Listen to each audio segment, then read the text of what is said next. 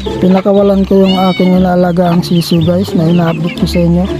Bali ito yung isa na bulik talisayan. Ay hindi pala ito bulik talisayan. Ito yung bulik na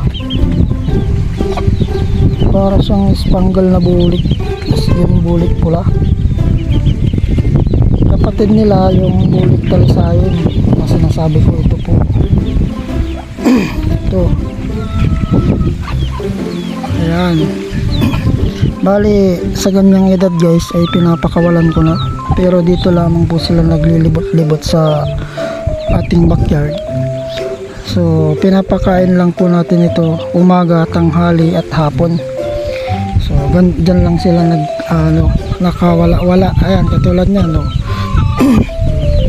Yan, dito lamang po sila naglilibot-libot sa paligid. Asan na yung isa? Tatlo po yan sila na magkakapatid. Dito lang po sila naglilibot-libot guys. Yan. Ito yung update natin sa kanila. Malalaki na po sila ngayon guys. Ayan o. Ayan, yan pala yung isang bulik, tapos doon yung isa sa taas. Ayan. Yun po ang ating update ngayon guys. Thank you for watching and don't forget to subscribe.